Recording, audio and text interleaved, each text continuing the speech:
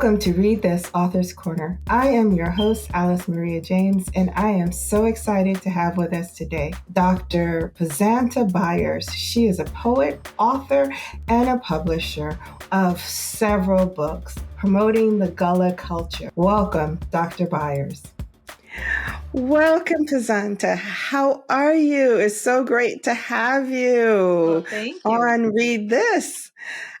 Before we jump into your poetry and the book and your culture, your rich heritage, I would love for you to tell the audience a little bit about yourself and, just let us get to know you. Sure. Well, thank you for having me here on your show. Yes, my name is Pazanta Byars, and I'm originally from Beauford, South Carolina. Moved to Atlanta, Georgia when I was 14. When I graduated from high school in Atlanta, I went on to HBCU and Savannah State University. And I went on to work as the president and CEO for the original Gullah Festival in South Carolina, which is the festival that my grandmother and my aunts founded. Around that time, I went to spend time with my Yamesse tribal family in South Carolina. I actually lived on the reservation for a couple of years. And because around this time, my kids my children were grown. So I was able to spread my wings just a little bit more. After spending time on the reservation, I went back to Atlanta. I did retire in 2020 and moved from Atlanta to North Carolina. Completed my work with my doctorate degree in organizational leadership. And then my purpose in life changed. Began to write. I said, now at this time of my life that I was retired, I was going to start focusing on doing the things that was my passion in terms of creatively. So I began to gather all of my poems that I had written over all the years, put them all together, and it was really challenging because all of my poetry. This was ever since I was 12 years old. So a lot of poetry was not, in computers and so on and so forth. So I began to gather my poems and I said, I am going to publish this book.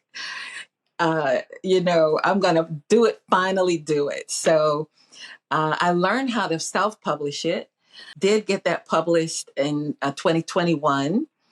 And then I said, well, it's like once I got that out of me, then there was another book that wanted to come out, and it was The Thin Veil. And The Thin Veil was about my encounters with the unseen and the Gullah Island. The third book I birthed around this time it's called Reaping the Sheaves.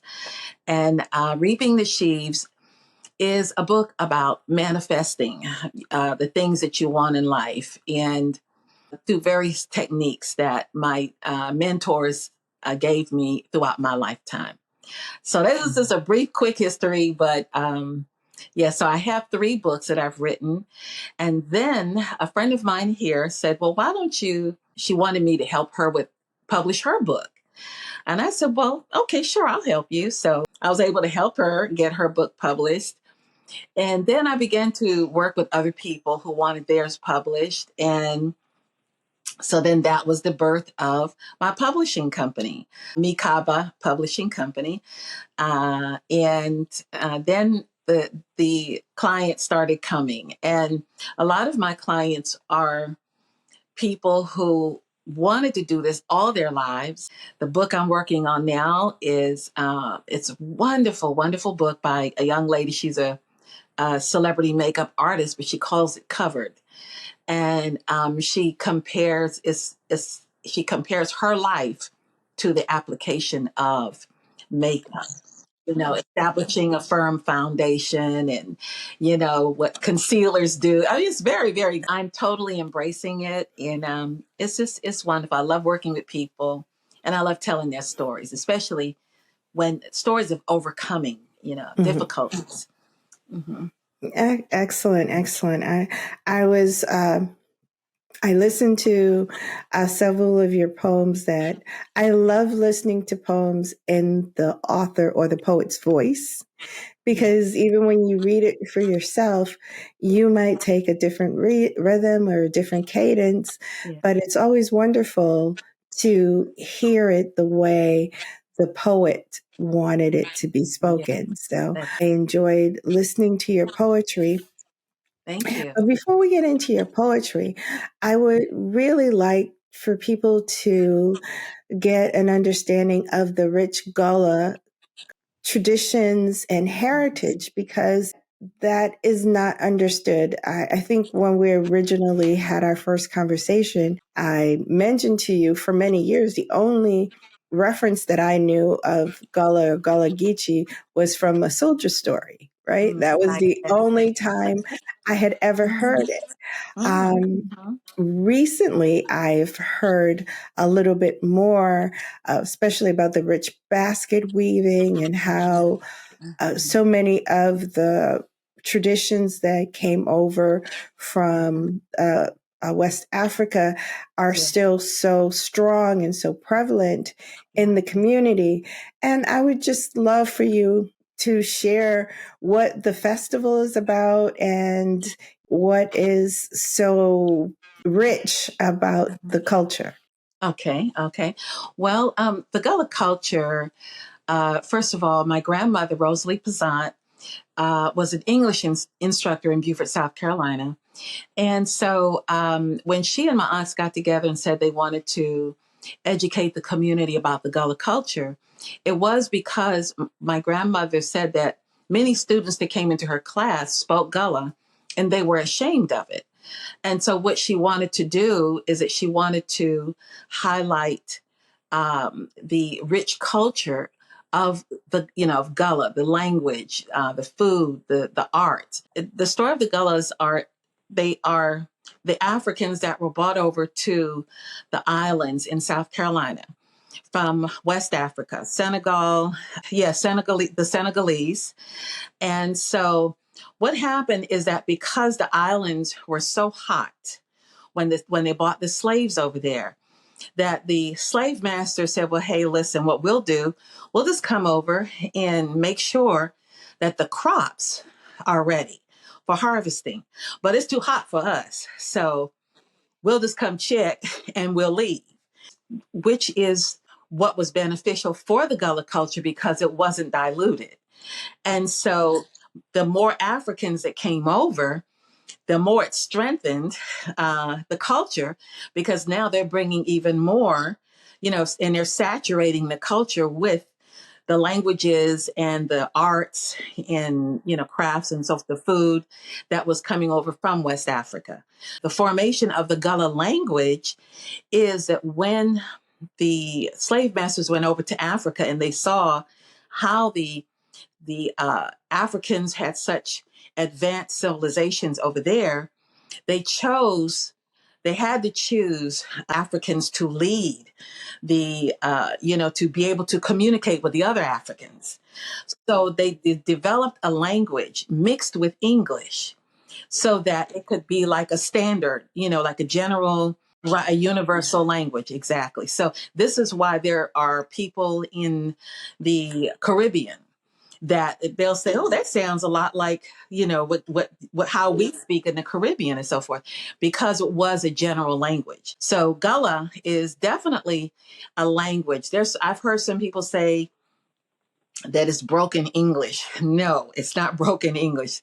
It is a language. And then, of course, like I said, the food, the arts, the crafts, the folk tales, the healings, the herb, all of that. It's very, very thick and it's not diluted in the Gullah Islands.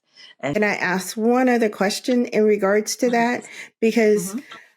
in my research, I see like the Gullah is maybe North and South Carolina, and then Geechee Mhm. is Georgia and Florida. Is that how it? But they're basically the same, or are they really different? The Gullah is basically the language. Okay. Geechee basically says, where you're from. South Carolina, Florida, Georgia. Okay. That North Carolina, that the coastal, what's called the Gullah corridor.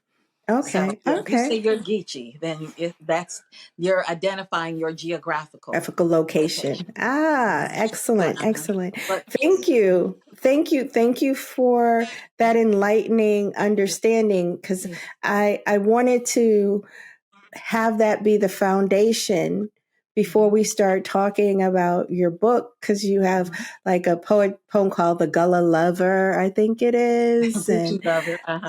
and then the Gathered Petals. And I felt like they needed to not be what you understood first, but you understood a little bit about the culture of where this beauty is coming from, you Right. know? Yes. Yes. So now that we understand the richness of the culture in which your poetry flows, Mm-hmm. please tell me what inspired some. You said you've been doing poetry since you were 12. So there's a lot. I'm sure the inspirations are different over the years, but Yes. just share with me some of what your inspirations have been for your poetry. It's been so much. I love nature. I used to go sit out in nature, and we used to we lived in Atlanta. We used to live near the stream, water stream. And so many times I'd go and I sit down by this water stream, and I was like, wow, how can I capture this, without taking a picture? And then it just occurred to me to write it, and so I did. And I actually have that poem in my book, my very first poem, that I can be proud of. I mean, what I feel was meaningful. When I was sitting by the stream, that was my very first inspiration in terms of, trying to capture it in words. And then when I was a young teenager, I saw a video of Ruby Dee and Ossie Davis, and they were reciting poetry. And I said, "Oh, so that's what you do with that, because it was so beautiful, and there was such an inspiration. So I said, okay, that's how I do that. So with Geechee Lover, I was watching A Soldier's Story. He would talk so bad about Geechees. And another thing too, I think is important to know, you can be a Geechee but not speak Gullah and not know any Gullah. There are many people who are from that area, but they don't, you know what I mean? But they don't speak Gullah, being Geechee and being, the geographical location. When I heard this in the soldier story, when I heard him talking to the Geechee soldier, I said, no, no, no, I've got to write something that counteracts what he is saying. So I can recite it. If you're my pretty Geechee man, wooing on beach, water, sand, your velvet darkness black as blue, regal shadow against the stars and moon, your eyes so bright and teeth so white, and strength as firm as oak. Your love is naive, sweet as palm trees. My fancy you tease and poke. Oh, love me, man, and hold me near so I can feel your skin, which glistens with warm ocean juices. I just might let you in.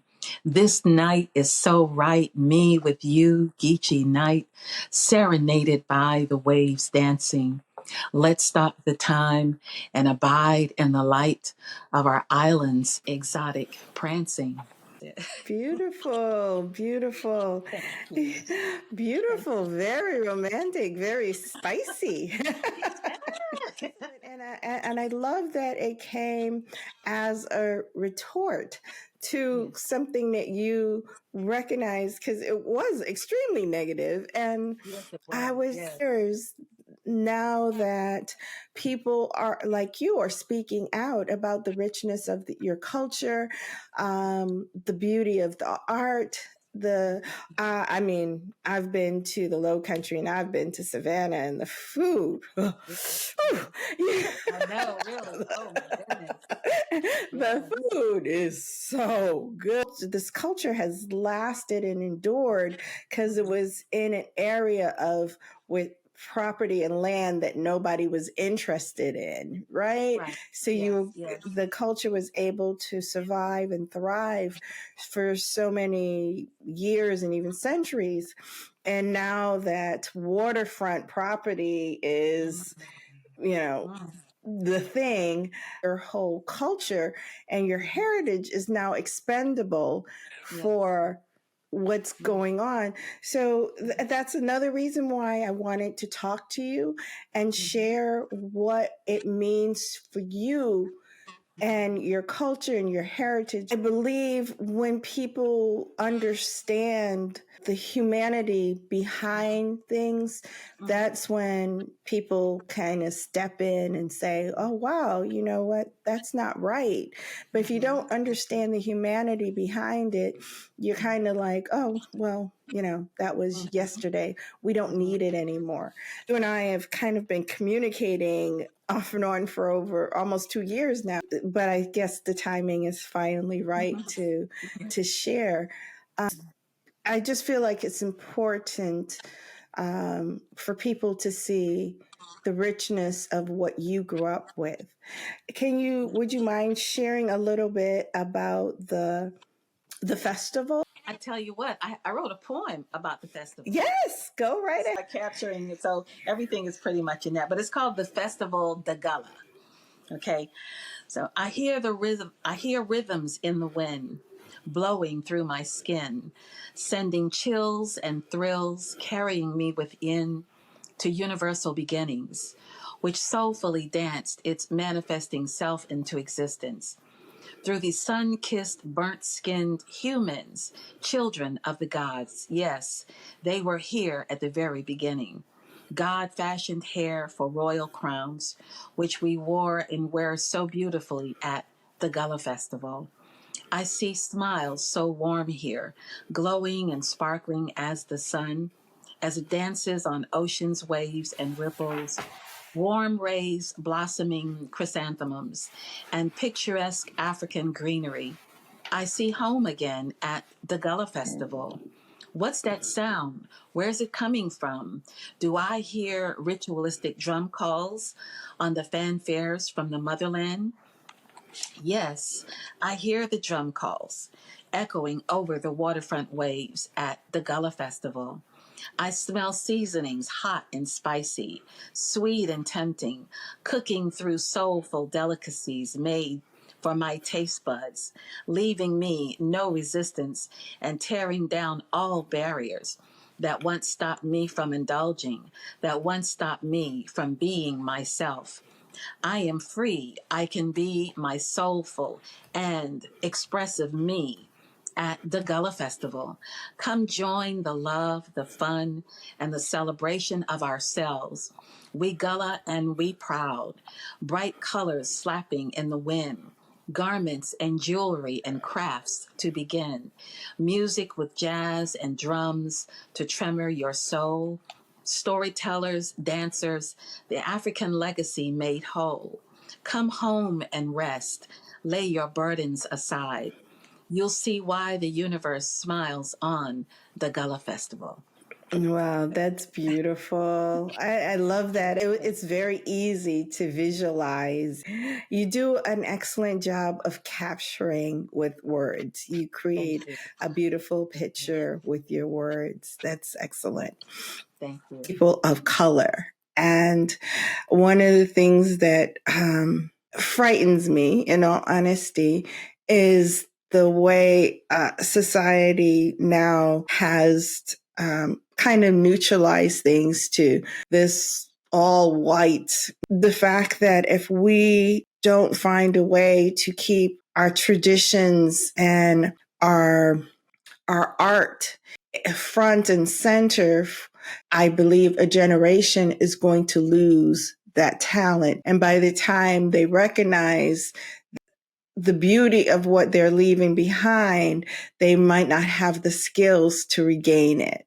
So for me, it's very important for the next generation to see the Gullah culture, the Caribbean culture, the African culture, to see all that we bring to the table, all of our creativity, all of our art, all of us, the wholeness of who we are. So people like you that are authentically who you are and sharing proudly, it makes my soul very happy. Yes. What is it that you feel that you would like the audience to take away from meeting you today and hearing about your poetry and your stories and your culture? What would be something that you would like them to take away from this conversation? Well, I'd like for them to know that there are so many, as you say, there are cultures that we're just learning about. We're just hearing because everything has been so whitewashed. And so where the truth is finally starting to come out. Like I said, I went in 2013, 14, I went and spent time with my Yamesse Native American tribal family in Fairfax. And so, and of course that, when all of the continents were all together, one land mass, of course it was all indigenous people, of color. When the when the continents separated, then there were people of color here in the United States, and they all were black with kinky hair. Okay, and this was all over the world, and so those people, the indigenous people, one of the tribes that were established here in the United States was the Yamesse tribe. And that is the tribe that I and my family are members of as well. My great grandfather was a Yamesse Indian, and he married my great grandmother, who was a Gullah woman. So, and so the Yamase were here in the United States before the transatlantic slave trade.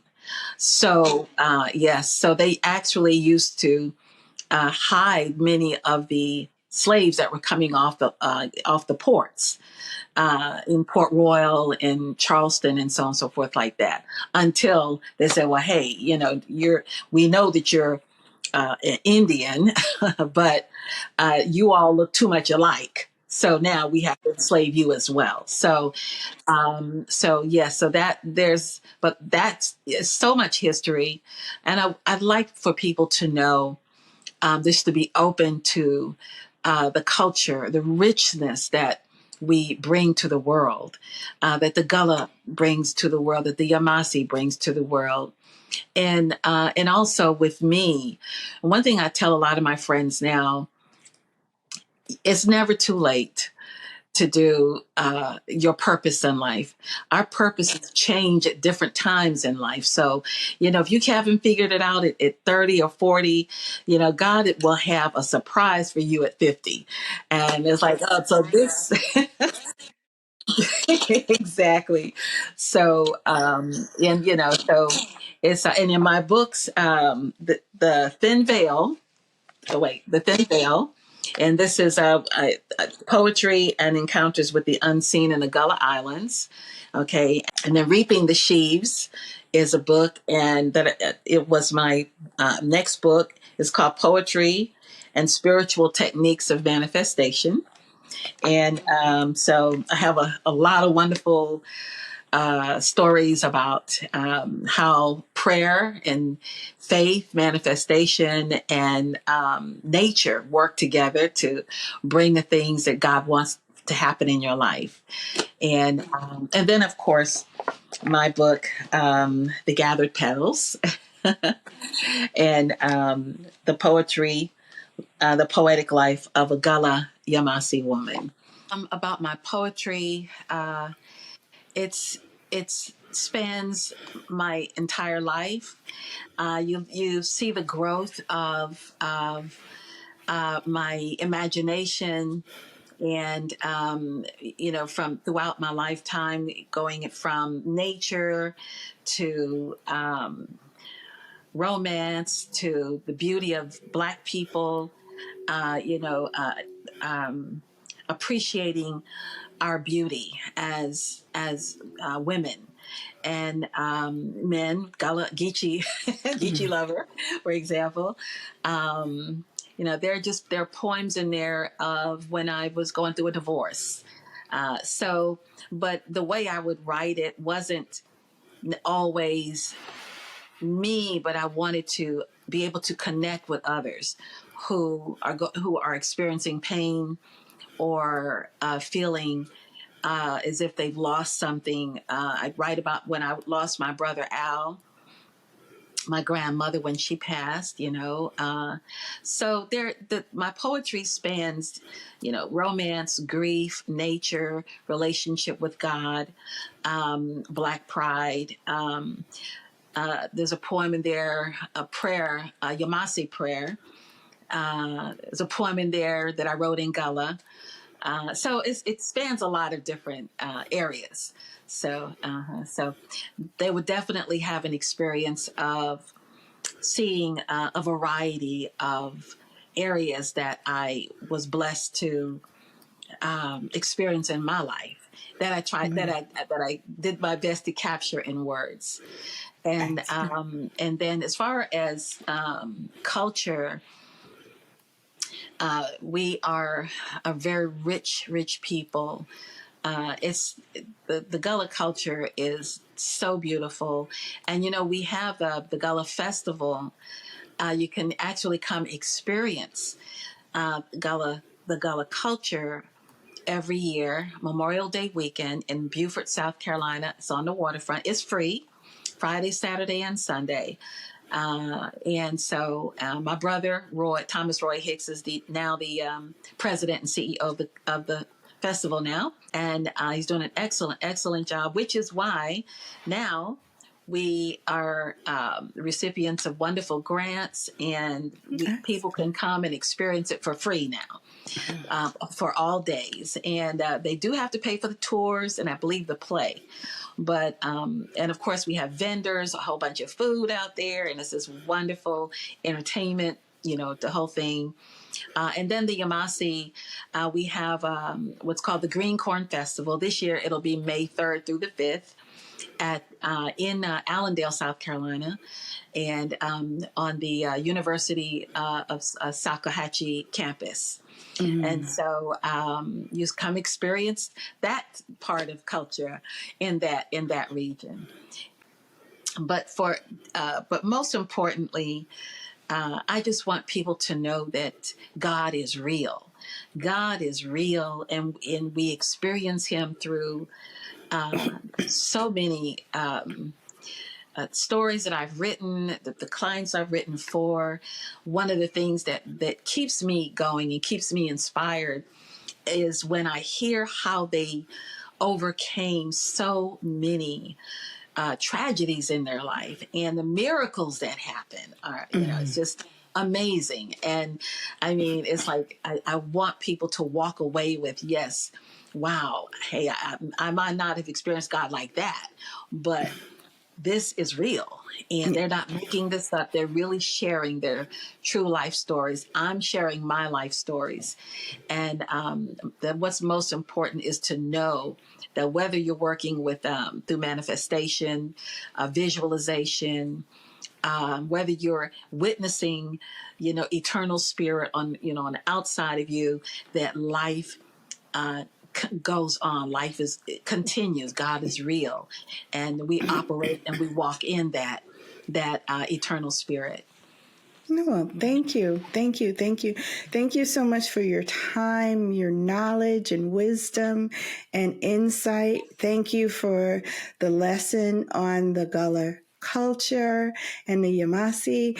I love having this opportunity to share because this is very important stuff. It's very, very important. We must know our culture. We must know our history. And I give thanks for people like you that have taken up the mantle and have the courage, strength, and tenacity to put it out there. So thank you for your time and your talents. And let me say this, that, there are a lot of different tribes saying Yamesse, but Chief Sekou is the chief of our tribe, and they are the... I watched the documentary, yes. Mm-hmm. Yeah, so he's our chief, and our grand matriarch is Brenda Red Crow. So, thank you. Thank you for watching Read This. I would like to say a very special thank you to my guest, author Dr. Pazanta Byars. Please check out her website and her books and support her efforts to keep the Gullah and the Yamesse cultures alive and thriving and pass this rich tradition down to many generations to come. Thank you. This has been Read This. I am your host, Alice Maria James. Thank you for joining us. Until next time.